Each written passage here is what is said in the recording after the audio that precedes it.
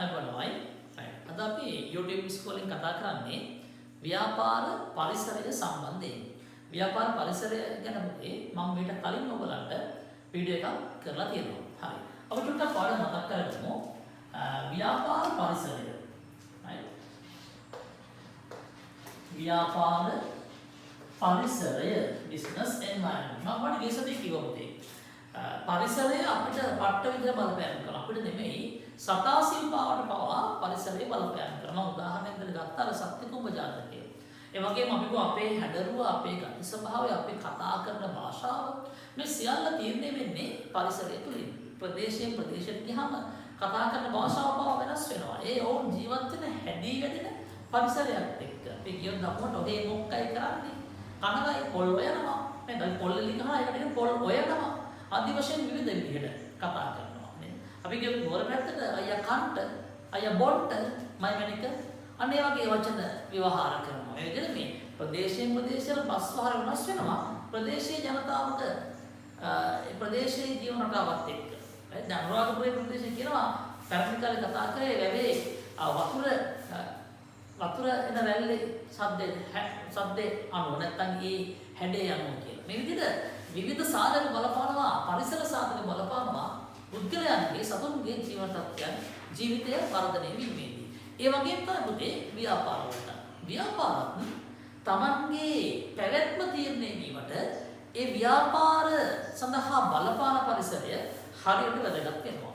ඉතින් ව්‍යාපාර පරිසරය අධ්‍යයනය කරන්න ඕනේ අය කියන එකට හොඳම උදාහරණය තමයි මෙන්න මේ ව්‍යාපාර වලට ව්‍යාපාර සාර්ථකත්වයට ඒ පරිසරය පට්ට විදිහට බලපෑම් කරන නිසා ඒක අධ්‍යයනය කිරීමකින් තොරව සාර්ථක ව්‍යාපාරයක් ගොඩනගන්න බැහැ. එහෙනම් ව්‍යාපාර පරිසරය ප්‍රධාන කොටස් දෙකකට ළමයි අපි බෙදනවා. එකක් තමයි අභ්‍යන්තර පරිසරය. අභ්‍යන්තර පරිසරය. දෙවෙනි එක තමයි බාහිර පරිසරය. ව්‍යාපාරයේ අභ්‍යන්තරව ක්‍රියාත්මක වන බලපෑම් කරන කණ්ඩායම අපි කියනවා අභ්‍යන්තර පරිසරය කියලා. මේක ඉන්නවා ව්‍යාපාරයේ අයිතිකරුවන්, ව්‍යාපාරයේ කළමනාකරුවන්, ව්‍යාපාරයේ සේවකයන්, ඊට පස්සේ සංවිධාන, සංස්කෘතිය, සංවිධාන ව්‍යුහය සහ ව්‍යාපාරය සතු සම්පත්. ඊළඟට බාහිර පරිසරය. බාහිර පරිසරය අපිට පුළුවන් නැවත කොටස් දෙකකට බෙදන්න. ඒ තමයි ආසන්න පරිසරය සහ සාර්ථ පරිසරය. මේ වායේ අන්තර්ගත කාරණා ටික අපි කතා කරා. ආසන්න පරිසරයේ ඉන්නවා ගනුදෙනුකරුවන්, පාරිභෝගිකයන්, තරගකරුවන්, විභව ආයෝජකයන්, ආදේශක භාණ්ඩ සැපයීම්කරුවන්. සාර්ථ පරිසරයේ ඉන්නවා ආර්ථික පරිසරය, දේශපාලන පරිසරය, නෛතික පරිසරය, ගෝලීය පරිසරය, සමාජ හා සංස්කෘතික පරිසරය, තාක්ෂණික පරිසරය ආදී වශයෙන්. ඉතින් මේකෙදි මේ අභ්‍යන්තර පරිසරය කියන කොටසනේ අපි ව්‍යාපාර පරිසරය සම්බන්ධයෙන් කතා කරපු පළවෙනි වීඩියෝ එකේදී සාකච්ඡා කරා. ඉතින් මේක අපි ටිකක් ප්‍රායෝගික තලයට ගේන්න ඕනේ. වර්තමානයේ BS කියන්නේ ප්‍රායෝගික විෂයක්. ඒ කියන්නේ අර කටපාඩම් කරලා ලියන්නේ නැතුව ව්‍යාපාර පරිසරයත් එක්ක ඔබ අප්ඩේට් වෙන්න ඕනේ. ව්‍යාපාර පරිසරයත් එක්ක අප්ඩේට් වෙලා ව්‍යාපාර පරිසරයේ දේවල් ටිකක් විභාගයට අහලා ඒකට උත්තර දෙන්න නම් ඔයාගේ ප්‍රායෝගික භාවිතය වර්ධනය කරගන්න ඕනේ. ඉතින් මම පොඩි ඇක්ටිවිටි එකක් මෙතනදී කරනවා. මේක විභාගයට එන්නේ නැහැ. මේ ආශ්‍රිත විභාග ප්‍රශ්න විභාගයට එන්න පුළුවන්. මගේ ඇක්ටිවිටි එක තමයි පුතේ අපි දන්න තැන් අපි ප්‍රායෝගික දෙයක් ඉගෙන ගන්නදී අපිට ගුරු දෙකක් අපි අල්ලගන්න ඉතියි. මම දන්නවා මේ අපේ පාසලේ ඉන්න බලවේගයි ඒ බලවේග කොහොමද ව්‍යාපාරයට බලපාන්නේ කියන එකයි. අපි මම ඊසතියවට කිව්වා පුතේ කලින් වීඩියෝ එකේදී කතා කරා ව්‍යාපාර පරිසරය අභ්‍යන්තර පරිසරය අධ්‍යයනයෙන් ශක්තියින් සහ දුර්වලතා ඇති වෙනවා කියලා. ව්‍යාපාරයේ පැවැත්මට හිතකර ලෙස බලපාන අභ්‍යන්තර පරිසර සාධක අපි කියනවා ශක්තියින්, ව්‍යාපාරයේ පැවැත්මට අහිතකර ලෙස බලපාන ඍණාත්මක ලෙස බලපාන අභ්‍යන්තර පරිසර සාධක කොට අපි කියනවා දුර්වලතා කියලා. ඉතින් අපේ පාසලේ මෙන්න මේ අභ්‍යන්තර පරිසර සාධක වලින් අපි බලමු ඇති වෙන්න පුළුවන් ශක්තියින් මොනවද, දුර්වලතා මොනවද කියලා දන්නවා. අභ්‍යන්තර පරිසර බලවේගය, අභ්‍යන්තර පරිසර බලවේගය, ඊට පස්සේ ඒ ආශ්‍රිතය වෙන්න පුළුවන් ශක්තිය, ඊට පස්සේ ආශ්‍රිතය වෙන්න පුළුවන් දුර්වලතා. ඉතින් මේක විභාගයට පාසලක් වෙන්නේ නැහැ. හරිද? විභාග වෙන්න පුළුවන් රෝහලක් කියන්න පුළුවන්. එහෙම නැත්නම් විශ්වවිද්‍යාලයක් කියලා දෙන්න පුළුවන්. එහෙම නැත්නම් ඉදිකිරීමේ ආයතනයක් වෙන්න පුළුවන්. ගාමන් ෆැක්ටරි එකක් වෙන්න පුළුවන්. මේ වගේ කුමන හෝ ව්‍යාපාරයක් දෙන්න පුළුවන්. මම උදාහරණයක් විදිහට පාසල කරනවා. ඉදිරියේදී තවත් උදාහරණ ආශ්‍රිතව වෙනත් ව්‍යාපාර කීපයක් අපි සාකච්ඡා කරනවා. හොඳයි. එහෙනම් මම ලියන්න මුලින්ම පාසලේ ඉන්න ප්‍රධාන අභ්‍යන්තර පරිසර බලවේගය තමයි විදුහල්පති ප්‍රින්සිපල්. අතිශය වැදගත් පාසලේ අභ්‍යන්තර පරිසර බලවේගය. බලමු කොහොමද ප්‍රින්සිපල් අපේ ව්‍යාපාරයේ අපේ පාසලේ පැවැත්මට ශක්තියක් වෙන්නේ කියලා ලියාගන්න. නායකත්ව හැකියාවන්, ඉහළ නායකත්ව හැකියාවන් අපි කාරණා තුනක් විතර ලියමු. ඉහළ නායකත්ව හැකියාවන් මම කීපයක් කියන්න යනවා. ඔයා එකකින් ඉඳ තියෙන පාරද ලියා ගන්න පුතේ. ඉහළ නායකත්ව හැකියාවන් අත්දැකීම් සහිත බව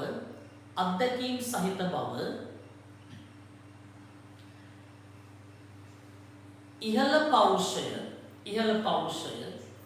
දැඩි කැපවීම. මම මේ කාරණා වශයෙන් කීපයක් කිව්වේ. මම උදාහරණ පුළුවන් ඉඳ තියෙන පරිදි කීපයක් ලියා ගන්න. ඉහළ නායකත්ව හැකියාව, අත්දැකීම් සහිතකම,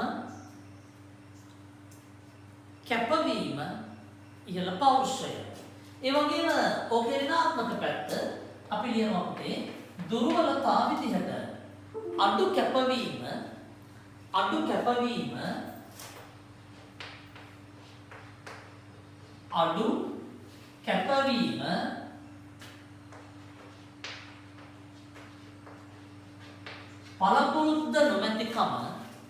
පළපුරුද්ද නොමැතිකම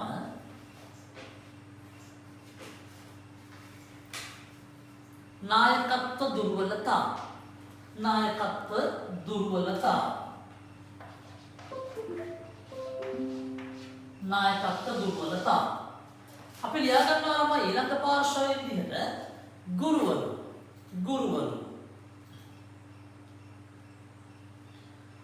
ගුරුවරු කියන්නේ අතිශය වැදගත් අභ්‍යන්තර පරිසර සාධකයක්. ලියාගමු. ඉහළ අධ්‍යාපන සුදුසුකම් පැවතීම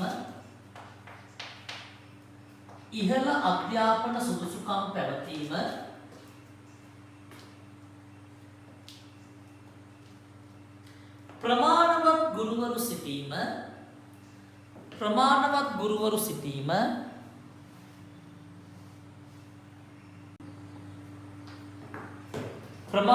ගුරුවරු සිටීම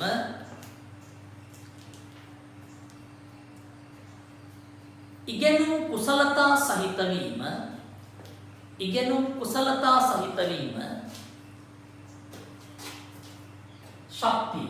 අපි ඒ වගේම ලියාගමු ගුරුවරු ආශ්‍රිත වෙන්න පුළුවන් දුර්වලතාවන් ටික.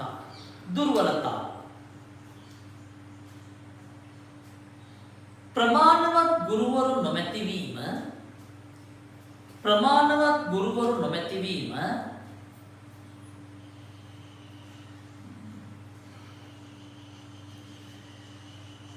අඩු කැපවීම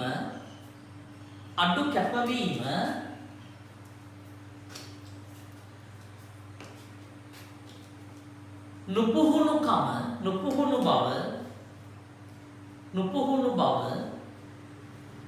ඉඩ තියෙන පරිදි ලියන්න ඕනේ. හරිද? මම කාරණා ගොඩක් කියනවා. මොකද විභාගෙට මේවා ගණන් ඉන්නේ වැදගත්. ඉතින් මම ඔයාගේ ඉඩ තියෙන කාරණා දෙකක් ලියනවා නම් දෙකක් ලියන්න. අනිත් ඒවා රෙකෝඩින්ග්ස් ටික බලලා පුතේ ඔය තියාගන්න. right. ඊළඟ පාර්ශ්වය මම ගන්නවා පුතේ සිසුන්. ඊළඟ පාර්ශ්වය ශිෂ්‍යයාවන් සිසුන්. අපි ලියමු ශක්තියින් කුසලතාපූර්ණ බව අපේ දරුවගේ නේද? කුසලතාපූර්ණ බව විනයගරුක බව ඒත පෙළමයි වගේ විනයගරුක බව කුසලතාපූර්ණ බව පස්සේ විනයගරුක බව කුසලතාපූර්ණ බව විනයගරුක බව මේ අපි කතා කරනකොට අපේ ව්‍යාපාර පදනම තුන්වෙනි ටියුට් එකේ 8 වෙනි පිටුවේ තියෙන ප්‍රශ්නේ ඔබගේ විද්‍යාලය කෙරෙහි බලපෑම් කරන අභ්‍යන්තර පරිසර බලවේග නම් කරන්න ඉහත බලවේග අසුරින් විද්‍යාලය සම්බන්ධයෙන් පැවතිය හැකි ශක්තියන් හා දුර්වලතා පිළිබඳ විග්‍රහ කරන්න. ඔය කියන ප්‍රශ්නේ මේක අකුවා යුනිට් ඇක්ටිවිටි එකක් 8 වෙනි පිටුවේ තියෙන ප්‍රශ්න තමයි අපි මේ සාකච්ඡා කරන්නේ. අපි ඊළඟට දුර්වලතා සිසුන් ආශ්‍රිත ඇති වෙන්න පුළුවන් දුර්වලතා. ඉගෙනීමට ඍණාත්මක ආකල්ප දැක්වීම දුර්වලතා. අපේ ළමයි වගේ නෙමෙයි. ඉගෙනීමට ඍණාත්මක ආකල්ප දැක්වීම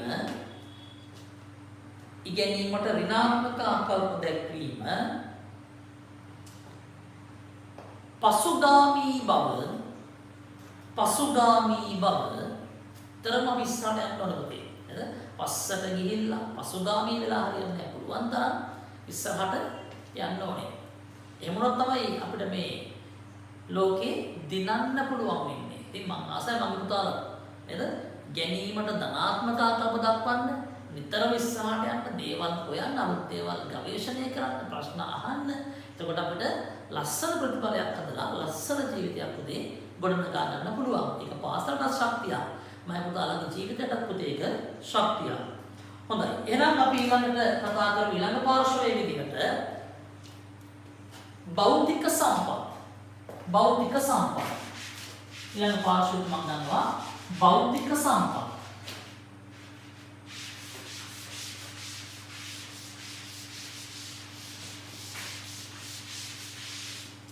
සම්පත්. හරි. ඒ කියන්නේ සරලව ගත්තොත් පාසලේ ඉඩකඩ වගේ දේවල්. ලියන භෞතික සම්පත් ආශ්‍රිතව වෙන්න පුළුවන් ශක්තිය මොනවද කියලා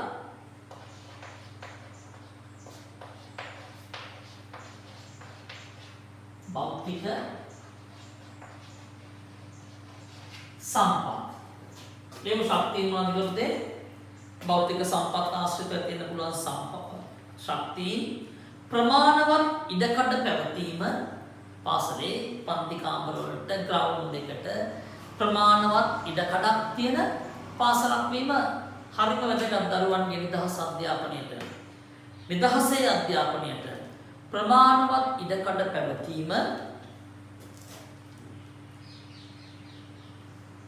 ප්‍රසන්න පරිසරයක්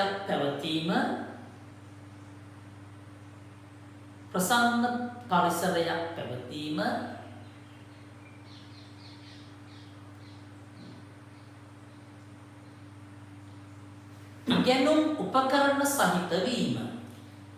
ඉගෙනුම් උපකරණ සහිත වීම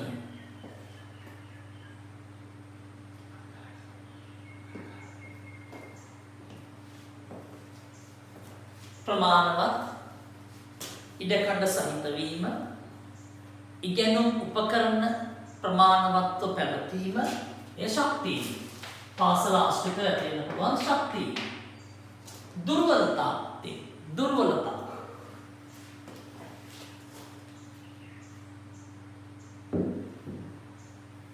ඉඩකඩ ප්‍රමාණවත් නොතිබීම, ඉඩකඩ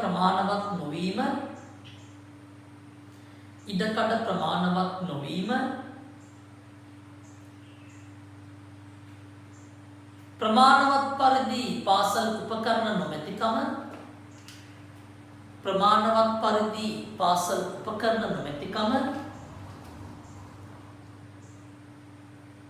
අබලන්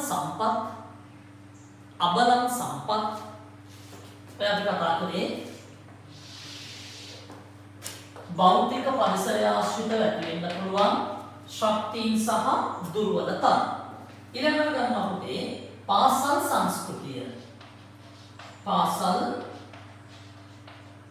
සංස්කෘතිය. මම උදාහරණයක් කිව්වා මේ සංස්කෘතිය කියන්නේ මොකක්ද කියලා. යම් ජන සමාජයක නැත්තම් කණ්ඩායමක නැත්තම් ආයතනයක පොදු හැසිරීම් රටාවක් ඇති කර ගැනීම සඳහා එකිනෙකා අතර බෙදා හදා ගන්නා හැසිරීම්, චර්යා, විශ්වාස සහ පුරුදු පද්ධතියකට පුතේ අපි කියනවා සංස්කෘතියක් කියලා. ඒක මහා සමාජයක් පෙරදිලා අපි කියනවා සමාජ සංස්කෘතිය කියලා. ඒක සංවිධානයක් ඇතුළත නම් අපි කියනවා ආයතනික සංස්කෘතිය, ව්‍යාපාර සංස්කෘතිය නැත්නම් සංවිධාන සංස්කෘතිය කියලා. පාසලට ගත්තී අපි ඒක ගන්න පුළුවන් පාසල් සංස්කෘතිය. ඉතින් හොඳ සංස්කෘතියක් පාසලක තියෙන පුතේ දරුවන්ට, ගුරුවරුන්ට, දෙමව්පියන්ට වගේම මුළු මහත් සමාජයටම හරීම වැදගත් වගේම හරිම වාසිදායකයි. අපි කියමු පාසල් සංස්කෘතියේ තියෙන ප්ලස් පොයින්ට් එහෙම නැත්නම් ධනාත්මක සාධක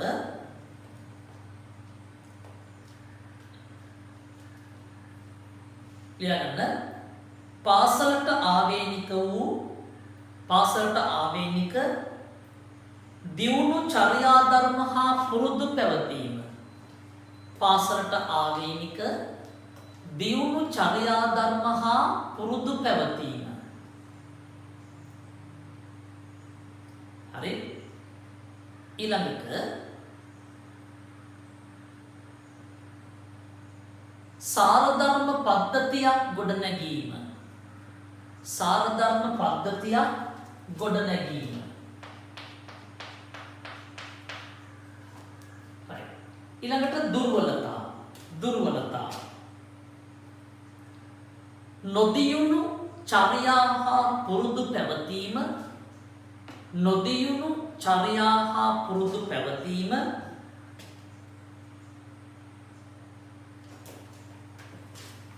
යහපත් සාරධර්ම පද්ධතියක් ස්ථාපිත නොවීම.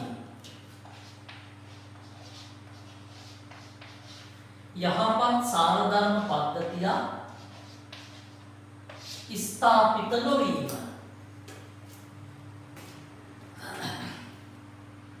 right. ප්‍රශ්න අපි අවසාන කොටස අවසානම පාර්ශ්වය ගමු. සංවිධාන ව්‍යුහය. සංවිධාන ව්‍යුහය ගැන පුතේ අපි පැහැදිලි කිරීමක් කලින් වීඩියෝ එකේ කරා. මතක නැති ළමයිට ඕන වෙලාවක වීඩියෝ එක බලලා නැවත දැනුම අලුත් කරගන්න පුළුවන් ළමයි. සංවිධාන ව්‍යුහය උචිත පරිදි ඉගැන්වීම් කටයුතු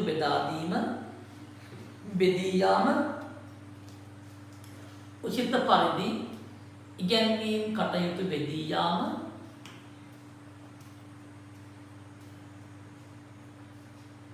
දෙක අංශ අතර මනා සම්බන්ධීකරණයක් පැවතීම. අංශ අතර මනා සම්බන්ධීකරණයක් පැවතීම. ඊට පස්සේ අපි ලියමු දුර්වලතා.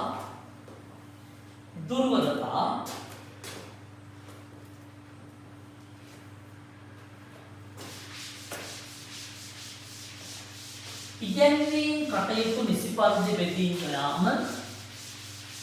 ඉගැන්වීම් කටයුතු නිසි පරිදි බෙදී නොයාම.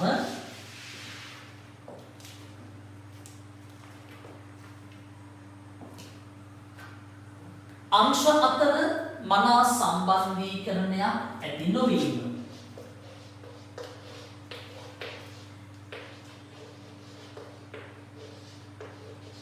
අංශ අතර මනා සම්බන්ධීකරණයක් ඇති නොවීම. හොඳයි. අපි ඔයගොල්ලත් එක්ක පුතේ ව්‍යාපාරයේ අභ්‍යන්තර පරිසරය කියන කතා කිරීම දැනට නවත්තනවා. ඉදිරියේදී ප්‍රශ්න පත්‍ර ආශ්‍රිතව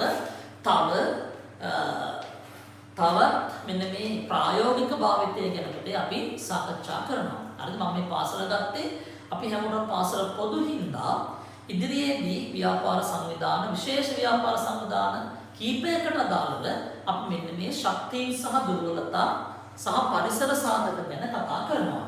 එහෙනම් පුතේ අද අපි කතා කරනවා බාහිර පරිසරය ගැන.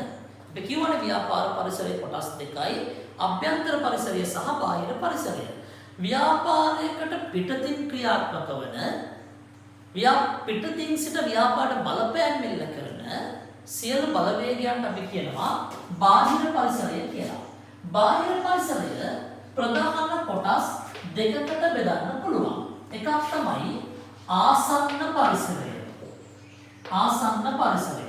අනිත් එක තමයි සාර්ව පරිසරය. සාර්ව පරිසරය. නේ බාහිර පරිසරයේ කොටස් දෙකයි. ආසන්න පරිසරය සහ සාර්ව පරිසරය. අද අපි කතා කරනවා මොකක්ද මේ ආසන්න පරිසරය කියන්නේ කියලා. ආසන්න පරිසරය කියන්නේ කියලා. හොඳයි. මම හිතලා ලියාගන්න පිටුවංක 9 තියෙනවා.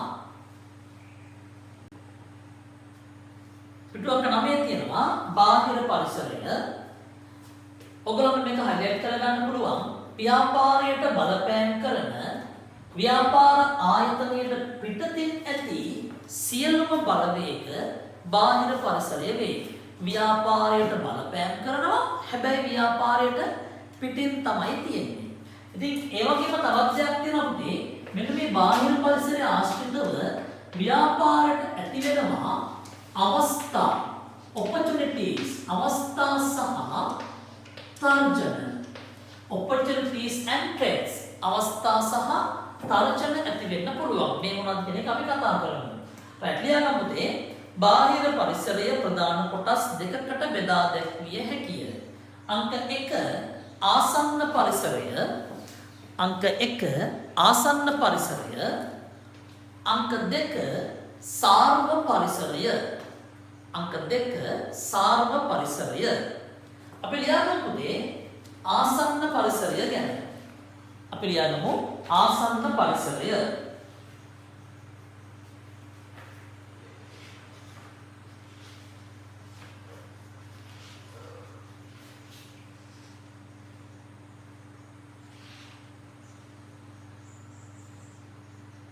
ව්‍යාපාර පරිසරයට අයත් ව්‍යාපාර පරිසරයට අයත් ප්‍රේන ආසන්න පරිසරය. ව්‍යාපාර පරිසරයට අයත් ව්‍යාපාරයට බලපෑම් ඇති කරන ව්‍යාපාරයට බලපෑම් ඇති කරන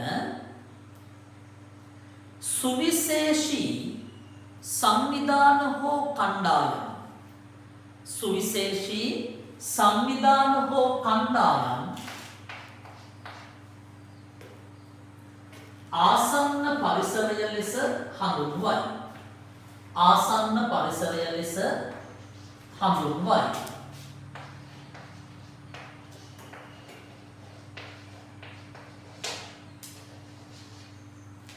මේ ආසන්න පරිසරයේ ඉන්න බලවේග ටිකක් තියෙනවා. මේ ප්‍රධාන බලවේග ටික. ඒ තමයි ගනුදෙනු කරුවන්, සැපයුම් කරුවන්, ඊළඟට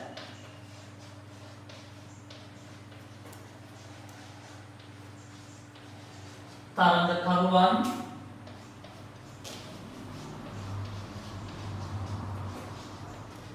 ආදේශක භාණ්ඩ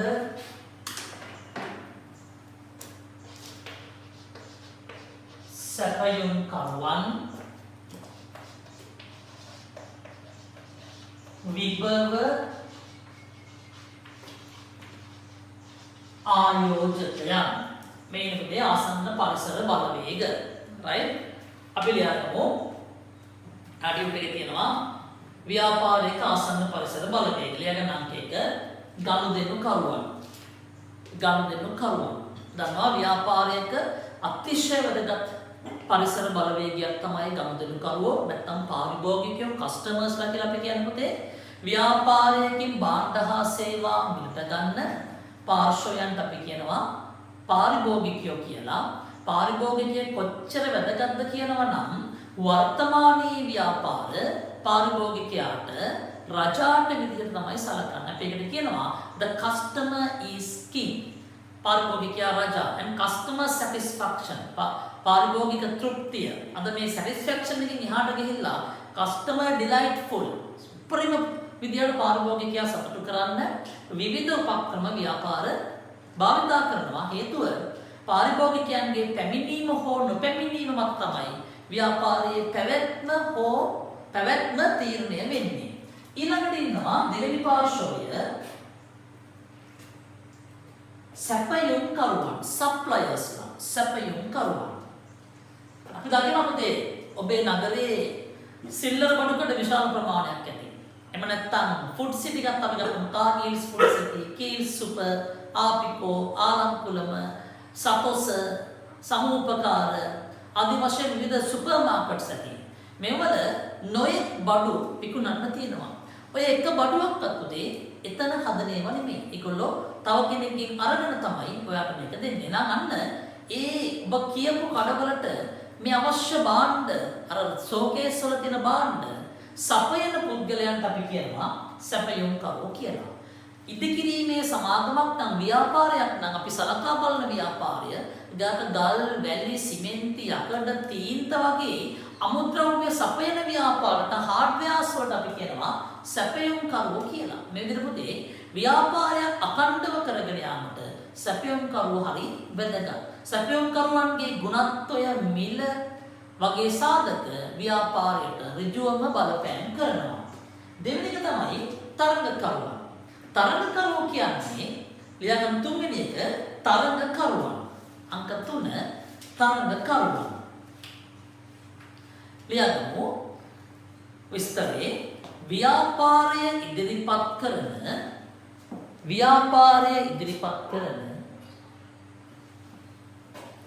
භාණ්ඩ හෝ සේවාවලට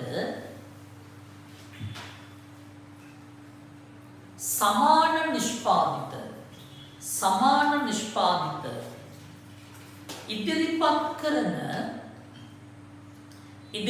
කරන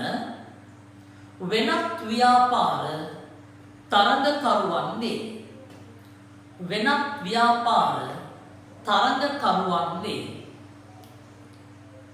ව්‍යාපාරය ඉදිරිපත් කරන භාණ්ඩ හෝ සේවාවලට සමාන භාණ්ඩ.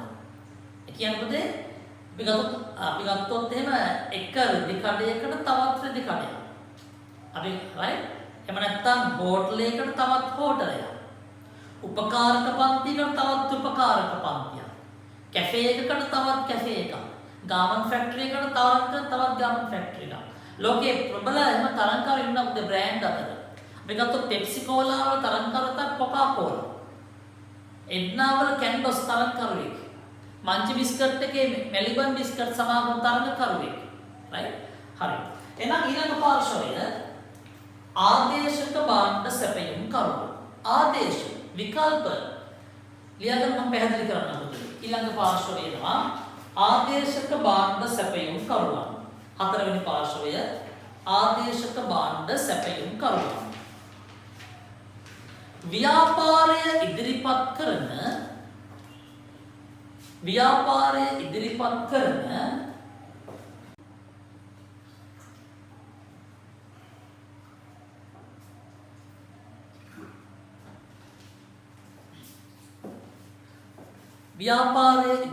කරන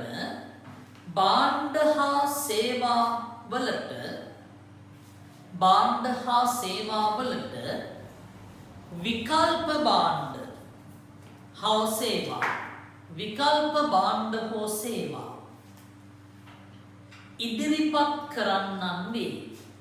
ඉදිරිපත් කරන්නන් වේ. සමාන නැහැ විකල්පයක්. ඒකම තෘප්තිය ලැබෙන වෙනත් හාත්පසින් ස්වරූපය වෙනස් භාණ්ඩයක්. අපි උදාහරණයක් විදිහට තේ වෙනුවට කෝපි බොනවා. අන විකල්ප භාණ්ඩයක්. ආදේශයක්. තේ නැත්තම් කෝපි එකක් බොන්න පුළුවන්. දෙක සමාන නෑ. හැබැයි ලැබෙන තෘප්තිය උපයෝගීතාව සමානයි. ප්ලේන් ටියක් බොද්දී සීනි දානවා නැත්තම් හකුරු කෑල්ලක් එක කනවා. භාණ්ඩ දෙක උපයෝගීතාව සමානයි.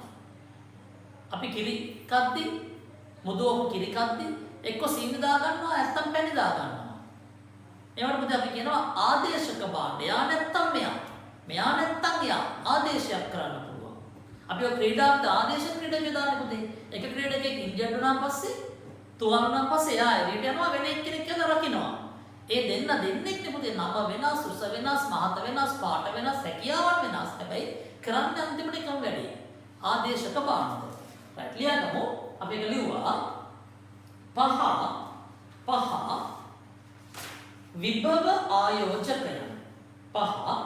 විභව ආයෝජකයන්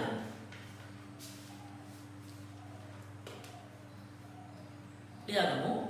යටතේ වෙළඳ පොළට පිවිසීමට අපේක්ෂාවෙන් සිටින්නා. වෙළඳ පොළට පිවිසීමට අපේක්ෂාවෙන් සිටින්නා. මින් අදහස් වේ. වෙළඳ පොළට පිවිසීමට අපේක්ෂාවෙන් සිටින්නා මින් අදහස් වේ. බාහිර පරිසරය පටල ගන්න එපා. අභ්‍යන්තර පරිසරය නෙමෙයි. සාර්ව පරිසරය නෙමෙයි. ආසන්න පරිසරයක් නෙමෙයි. ව්‍යාපාර පරිසරයේ කොටස් දෙකයි පුතේ. අභ්‍යන්තර සහ බාහිර පරිසරය. බාහිර පරිසරයේ කොටස් දෙකයි. ආසන්න පරිසරය සහ සාර්ව පරිසරය. මෙන්න මේ ආසන්න සහ සාර්ව කියන සාධක දෙකෙන්ම සමන්විත බාහිර පරිසරය තුළින් ඇති වෙන්න පුළුවන් ව්‍යාපාරික තත්ත්වයන් දෙකක් තියෙනවා. එකක් තමයි අවස්ථා, අනිත් එක තමයි තර්ජන. opportunities and threats. අවස්ථා සහ තර්ජන. අවස්ථා කියලා කියන්නේ පුතේ ව්‍යාපාරයේ පැවැත්මට ධනාත්මක ලෙස බලපාන, හිතකර ලෙස බලපාන බාහිර පරිසර සාධක. අවස්ථා ආසන්න පරිසරයෙන් ඇති වෙන්නත් පුළුවන්, සාර්ව පරිසරයෙන් ඇති වෙන්නත් පුළුවන්. මොකද දෙකම බාහිරනේ. තර්ජන කියලා කියන්නේ අපි ව්‍යාපාරයේ පැවැත්මට අහිතකර ලෙස බලපාන බාහිර පරිසර සාධක. අවස්ථා වැඩි වුණොත් ව්‍යාපාරය දියුණු වෙනවා, ව්‍යාපාරයේ ලාභය වැඩි වෙනවා. අවස්ථා වලින් ප්‍රයෝජන ගත්තොත් ව්‍යාපාරය මහ වෘක්ෂයක් වගේ වර්ධනය වෙනවා. ඒ වගේම ව්‍යාපාර තර්ජන වැඩි නම් ව්‍යාපාරය වෙහෙලා යන්න පුළුවන්, ව්‍යාපාරයේ ලාභය අඩු වෙන්න පුළුවන්, ව්‍යාපාරයේ පැවැත්ම අස්ථීර වෙන්න පුළුවන්, නැත්නම් බංකොලොත් වෙන්න පුළුවන් වගේ දේවල් වෙනවා. එනිසා පුතේ අපි මේ ව්‍යාපාරයේ බාහිර පරිසරය හරියට ඇනලයිස් කරලා තර්ජන තියෙනවා නම් තර්ජන මගහැර ගන්න කටයුතු කරන්න ඕනේ. අවස්ථා තියෙනවා නම් we have to use it. අවස්ථාවලින් අපි ප්‍රයෝජන ගන්න ඕනේ. රටපිටියා ගමු පුතේ මොනවද අවස්ථා මොනවද තර්ජන කියන්නේ කියන එක මුලින්ම හඳුනාගෙන ඉමු. අවස්ථා ව්‍යාපාර බාහිර පරිසර බලවේග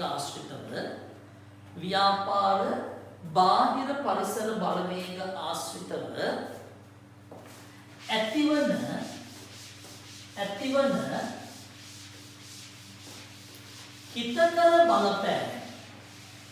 හිතකර බලපෑම අවස්ථා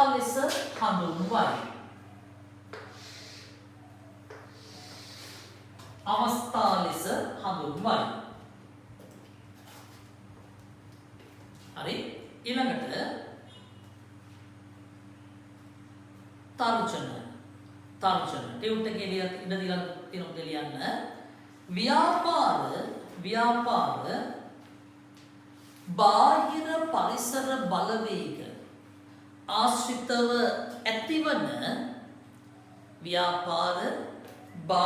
පරිසර බලවේග ආශ්‍රිතව ඇතිවන අහිතකර බලපෑම තර්ජන ලෙස හඳුන්වයි.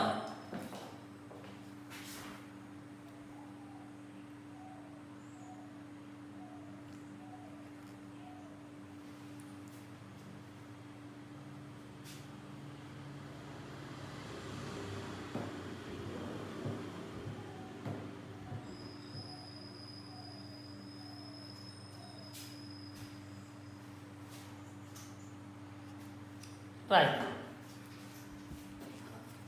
අපි ළමයි ලියාගමු මේ එක්කෙක් දැන් මම බලවන කලින් වගේ මේ එක්කෙක් පරිසර බලවේගය තුලින් ඇති වෙන්න පුළුවන් අවස්ථා මොනවද තර්ජන මොනවද කියන එක. හරි. එහෙනම් මම මුලින්ම මෙන්න ලියනවා මේ ටියුට් එකේ තියෙනවා ඊළඟ පිටුවේ ආසන්න පරිසර බලවේගය.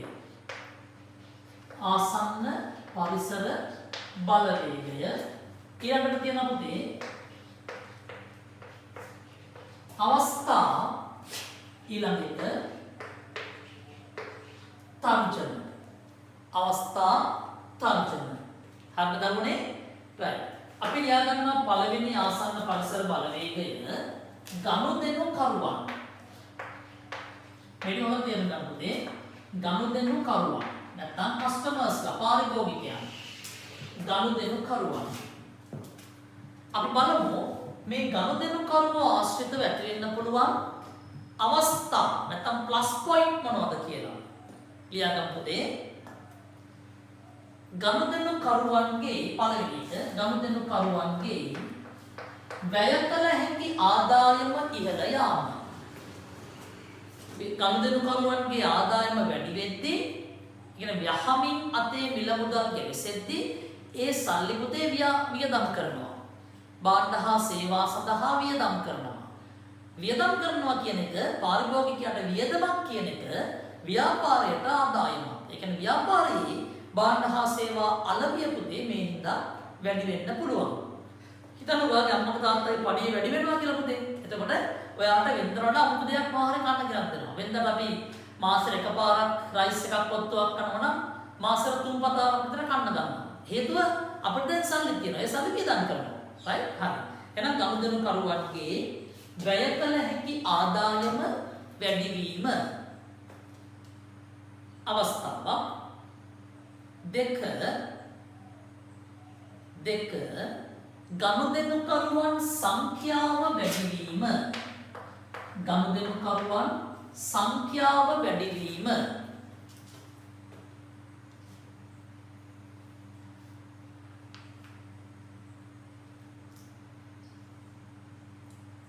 තුන ඉඩ තියනවා නම් ලියන්න නැත්තම් මතක තියාගන්න. ඉඩ තියනවා මේක ලියන්න නැත්තම් මතක තියාගන්න. ගනුදෙනු කරුවන්ගේ ජීවන රටාව හිතකර ලෙස වෙනස් වීම. ගනුදෙනු කරුවන්ගේ ජීවන රටාව හිතකර ලෙස වෙනස් වීම. උදාහරණයක් පුතේ අපි දුන්නේ හිතකර ලෙස. දැන් ගනුදෙනු කරුවන්ගේ ට්‍රෙන්ඩ් එකක් තියෙනවා අපි හිතමු සතියට එකපාරක් නයිට් අවුට් එකක්. ඩිනර් අවුට් එකක්. ඩිනර් අවුට් එකක් යනවා. ගෙදරින් කන්න නැතුව කොහෙන් හරි ගිහිල්ලා හොඳ හෝටලයකින් බඩ පැලෙන්න කාලා යනවා. අපි දකින්නවනේ ඒක කාලා FB එකේ ෆොටෝ එකක් දාන කට්ටිය. ඉතින් මේක පොතේ හොඳ ව්‍යාපාර අවස්ථාවක්. ව්‍යාපාරයේ අලවිය මේ නිසා වැඩි වෙනවා. හරි අපි ලියමු තර්ජන. ගනුදෙනු කරුවන්ගේ දැන් තර්ජන. ගනුදෙනු කරුවන්ගේ වැය කළ හැකි ආදායම පහළ යාම. ගනුදෙනු කරුවන්ගේ වැය කළ හැකි ආදායම පහළ යාම. දෙක සංඛ්‍යාව අඩුවීම.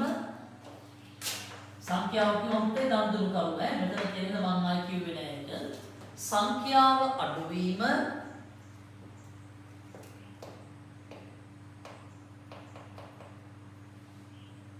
තුන වෙළඳපොළ පිළිබඳ දැනුවත්භාවය වැඩි වීම. වෙළඳපොළ පිළිබඳ දැනුවත්භාවය වැඩි වීම.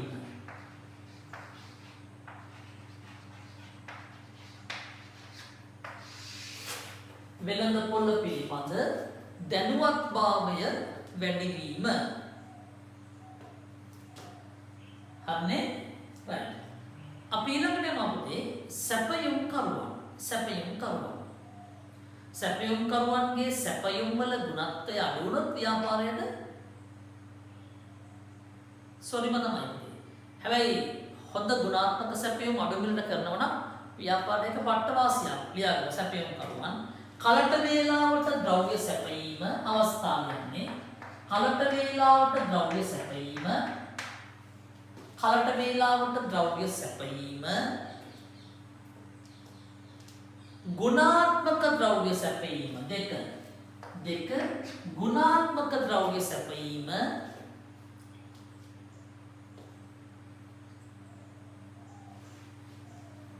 තුන වට්ටම් ලබා දීම. කියන්නේ අඩු කරනවා. වට්ටම් ලබා දීම. වට්ටම් ලබා දීම.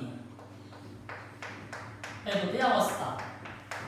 ඊළඟට අපි ලියමු තර්ජන. සැපයුම් කරුවන් ආශ්‍රිත තර්ජන. මේක අනිත් පැත්ත නේද පුතේ? දැන් ඔයගොල්ලන්ට මේක වැඩි අල්ලගෙන තියෙන්නේ නේද මම පුතා? දැන් තේරෙනව නේද පුතේ? නිතරම ප්‍රායෝගිකව හිතන්න රටාව අල්ලගන්න පුතේ. රටාව ජීවිතේ ඕනෑම දෙයක් ගොඩ ගා ගන්න පුළුවන්. ඒකේ තියෙන හරි රටාව, ඒකේ තියෙන රිද්ම් එක අපි අල්ලගත්තා. හරි? හොඳයි.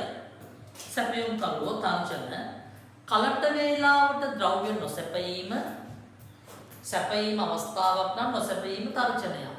කලට වේලාවට ද්‍රව්‍ය නොසැපීම,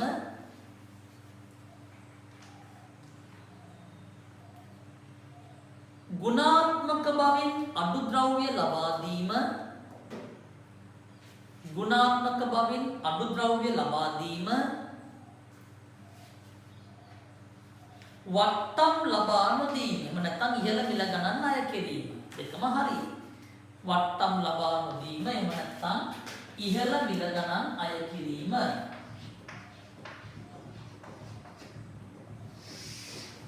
ඊළඟට අපි කතා කරනවා තරඟකරුවන් ගැන. තරඟකරුවන්. right? ලියගමු.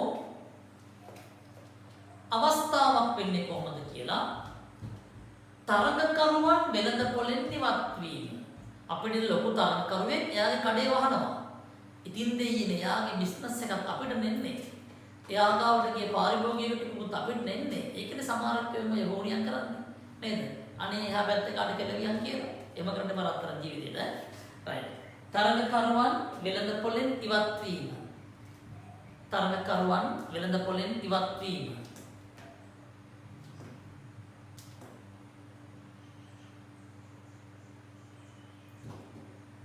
හරි. දෙක තරඟකරුවන්ගේ දුර්වල අලෙවි උපක්‍රම. තරඟකරුවන්ගේ දුර්වල අලෙවි උපක්‍රම.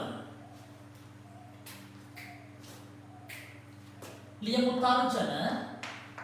තරඟකරුවන් ආශ්‍රිතව ඇති වෙන්න පුළුවන් තර්ජන.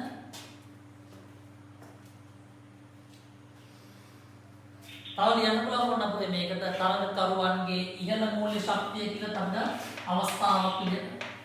දුර්වල මූල්‍ය ශක්තිය කියලා යන්නත් පුළුවන් අවස්ථාවක් විදිහට. හරි? තර්ජන දැන් ලියන්න උදාලා. නව තරඟකරුවන් වෙළඳ පොළට පිවිසීම. හිටිය අපි විතරයි මුළු ගමටම බඩු විකුණන්න මෙන්න બોලේ අලුත් කඩයක් දාලා. දැන් අපිට ඒක තර්ජනයක් අපේ අලගිය අඩු වෙන්න පුළුවන්.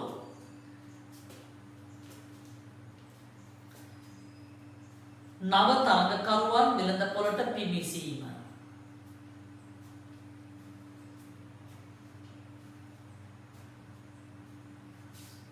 දෙක තරඟකරුවන්ගේ අලෙවි උපක්‍රම වර්ධනය වීම.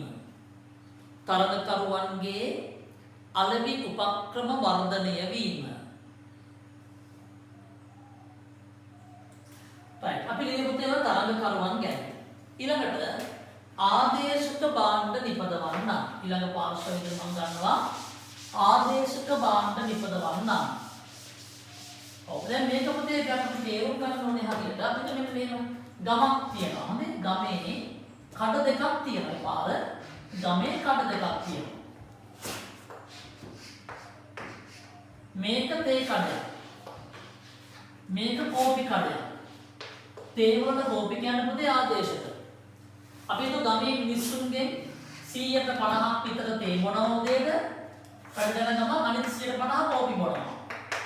තේ එකක මිල රුපියල් 100යි, කෝපි එකක මිල රුපියල් 100යි. ප්‍රශ්නයක් නැහැ. තේ වලට ආදේශක භාණ්ඩයක් තමයි කෝපි කියලා කියන්නේ.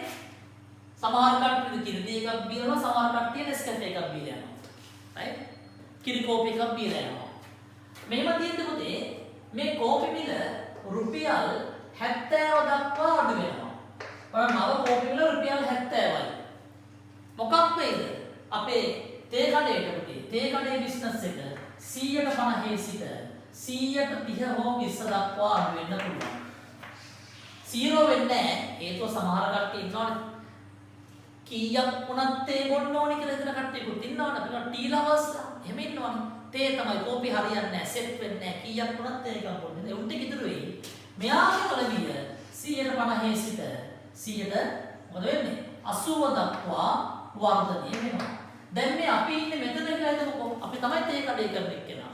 අපේ අලවිය අඩු උනේ අපේ මිල වැඩි වෙලාද? නැහැ. අලුතෙන් තේ කඩයක් දාලාද? නැහැ. අපේ තේ එකේ ගුණත්වය අඩු වෙලාද? නැත්නම් තේ එකේ ඕනෙක් පැටලෙදලා අහු වෙලාද?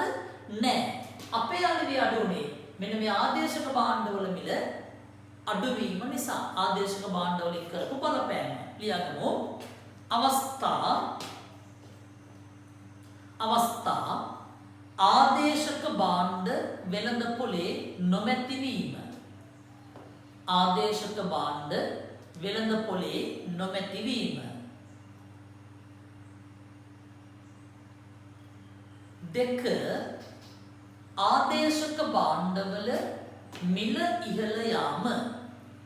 ආදේශක භාණ්ඩවල මිල ඉහළ යාම. තර්ජන ලියමුනේ. ආදේශක භාණ්ඩ ආශ්‍රිත ඇති වෙන්න පුළුවන් තර්ජන. ආදේශක භාණ්ඩ තුලින් ඇති වෙන්න පුළුවන් තර්ජන. ආදේශක භාණ්ඩ වෙළඳපොලේ බහුල වීම. ආදේශක භාණ්ඩ වෙළඳපොලේ බහුල වීම. 2 ආදේශක භාණ්ඩවල මිල ගණන් අඩුවීම. අපි අර කියපු උදාහරණය වගේ. ආදේශක භාණ්ඩවල මිල ගණන් අඩුවීම.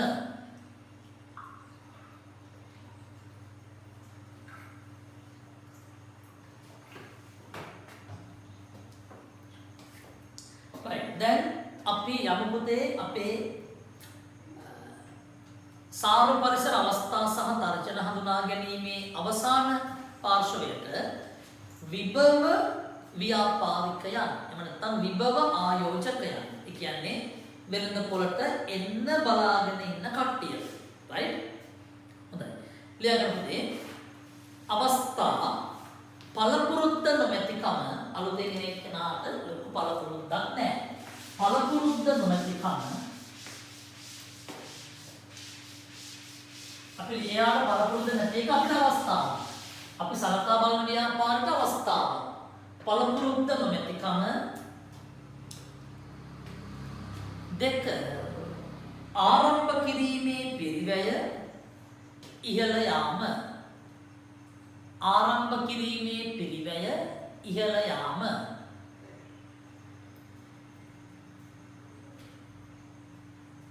තර්ජන ලියමු අපි. තර්ජන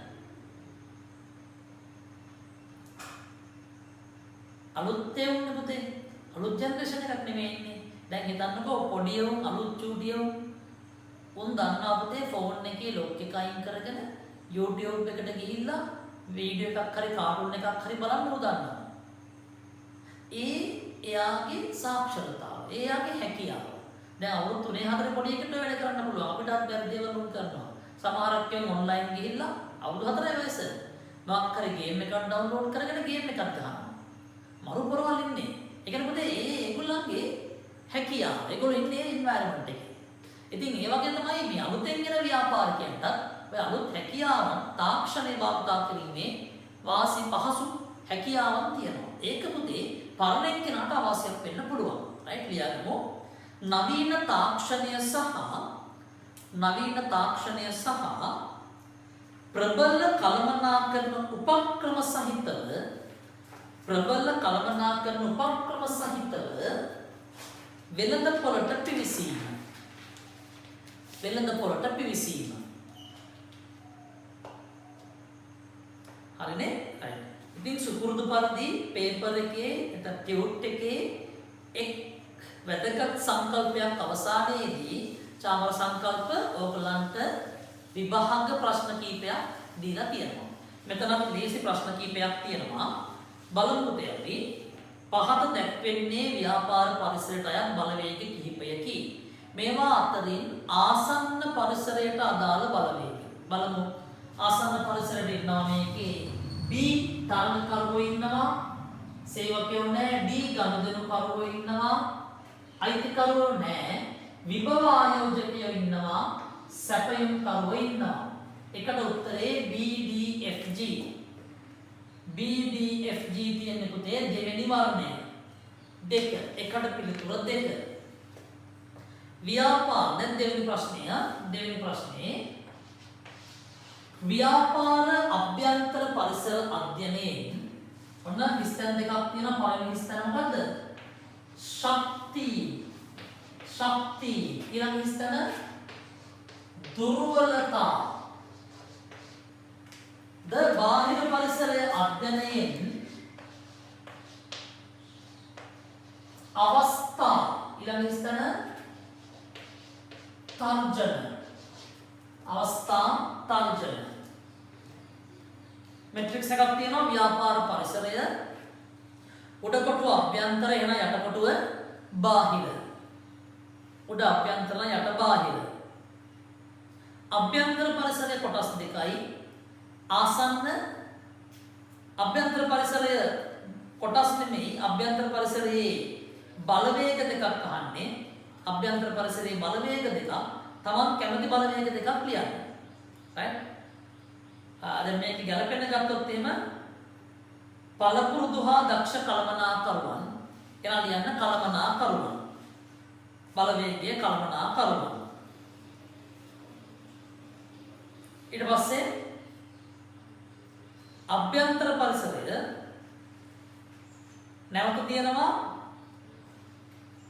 අභ්‍යන්තර පරිසරයේ ඊළඟ මේ නැවත කරන්න ඕනේ.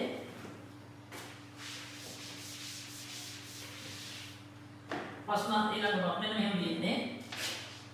ව්‍යාපාර පරිසරය කොටස් දෙකයි. අභ්‍යන්තර පරිසරය සහ ඊළඟ එක එහෙනම් බාහිර පරිසරය. අභ්‍යන්තර පරිසරය තුලින් ඇති වෙන්න පුළුවන් ඊළඟ කොටුව ශක්ති දුර්වලතා. බාහිර පරිසරය ඇති වෙන්න පුළුවන් අවස්ථා තර්ජන. ව්‍යාපාර පරිසරය අභ්‍යන්තර සහ බාහිර. ඊට පස්සේ අභ්‍යන්තර පරිසරයේ ශක්තියින් දුර්වලතා, බාහිර පරිසරයේ අවස්ථා සහ තර්ජන. අභ්‍යන්තර පරිසරයේ එක උදාහරණයක් දීලා තියෙනවා ඔයගලන්ට. ශක්තියින් සඳහා එක උදාහරණයක් දීලා තියෙනවා ටියුට් එකේ. ඒ තමයි දක්ෂ හා පළපුරුදු කළමනාකරුවන්. එහෙනම් අදක්ෂ කළමනාකරුවන් දුර්වලතා විදියට. නුපුහුණු සේවකයන්. දුර්වල මූල්‍ය ශක්තිය. සම්පත් ප්‍රමාණවත් නොවීම ආදී වශයෙන් ඕනෑම දුර්වලතාවක් ගන්න. බාහිර පරිසරයේ අවස්ථා සහ නිදසුන් දිවදර නව වෙළඳ පොළවල් බිහිවීම. එහෙනම් තර්ජන සඳහා නිදසුන් තමට කැමති එකක් ලියන්න පුළුවන්. සැපයුම් කරුවන්ගේ මිල ගණන් ඉහළ යාම. දැන්ට කතා කරපු දෙකින් කියමු. ගනුදෙනු කරුවන් සංඛ්‍යාව පහළ වැටීම. නව තරඟකරුවන් වෙළඳ පොළට පිවිසීම. ආදේශක භාණ්ඩවල මිල ගණන් අඩුවීම ආදී වශයෙන් ඔයාලට කැමති එකක් ලියන්න පුළුවන්. ආයන්න ව්‍යාපාර ආසන්න පරිසර බලවේග නම් කරන්න. ඒ ඊළඟ අවසාන ප්‍රශ්නේ ඒවා ව්‍යාපාරයේ ක්‍රියාකාරීත්වයට බලපාන ආකාරය වෙන්වෙන් වශයෙන් පැහැදිලි කරන්න. ඒක තමයි පුතේ අපි අපේ කලින් වමුවේ තියෙන පිළිතුර. ඔයාලා ලියන්න පුළුවන් පිටු අංක 11 කියන පිළිතුර කියලා ලියන්න පුළුවන්. පිටු අංකය ගැන හිතන්න එපා. සමහර පිටු අංක වෙනස් වෙන්න පුළුවන්. ඊට කලින් තියෙන පිටුවේ පිළිතුර තමයි පුතේ මේකේ පිළිතුර විදිහට අපිට ගන්න වෙන්නේ. හරිද? ඔව්. එහෙනම් ළමයි අපි අද කතා කරේ ව්‍යාපාර පරිසරය දෙක කොටස. ව්‍යාපාර පරිසරය දෙක කොටස. තව මේකේ අවසාන කොටසත් එක්ක මම ලබන වීඩියෝ එකකින් හම් වෙනවා පුතේ. ඒ තමයි සාර්ව පරිසරය. ඉතින් මේ විදිහට අපි මේ දක්වා උගන්වපු සියලු පාඩම් වල වීඩියෝස් ටික ඔයගලන්ට අකන්ඩව ලැබිලා තියෙනවා. ඒත් එක්කම පන්තියේ පේපර් බුක් එකක් දීලා තියෙනවා. පන්තියේ අපි ගිය ෂෝට්ස් ටික ලැබිලා තියෙනවා ඔයගලන්ට. වැඩේ ලස්සනට පිළිවෙලට කරගෙන යන්න පුතේ. අදිස්සි නෑ, කලබල නෑ. කල් තියෙනවා. සිලබස් එක මම ටක්කෙට හරි වෙලාවට වෙන කරනවා. පේපර් වැඩිම සංඛ්‍යාවක් සමග ප්‍රශ්න වැඩිම සංඛ්‍යාවක් සමග ලංකාවේ වැඩිම ප්‍රශ්න ප්‍රමාණයත් එක්ක අපිට සිලබස් එක ඉවර කරන්නේ. වෙනස් විදිහේ BS පන්තියක්, අලුත් විදිහේ BS පන්තියක් මේක. තව අලුත්ම වැඩක් අපි පාසල් අඩු කාලයේදී කරනවා. දැනුම් දෙන්නම් ඉදිරියේ මොකක්ද කියලා. එහෙනම් BS quiz පටන් ගන්න තියෙන්නේ. ඉදිරියේදී ලැබෙයි ඔන්ලයින් ප්‍රශ්න ටික 42 කට උත්තර ලියලා තමන්ගේ දැනුම තමන්ම ටෙස්ට් කරලා බලන්න. රයිට්. එහෙනම් අපි ඊළඟ වීඩියෝ එකේදී හම්බෙමු. ව්‍යාපාර පරිසරය දෙක කොටසයි තමයි සාර්ව පරිසරය. ජය වේවා. අයිබෝන්.